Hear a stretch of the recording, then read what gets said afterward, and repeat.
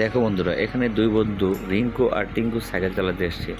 Rinku cycle চালাতে পারে না। যখন টিঙ্কু বলে দিল সাইকেলে প্যাডেলে পাড়া দিতে, তখন সাইকেল প্যাডেল চালিয়ে ও সামনের দিকে এগোতে শুরু করলো।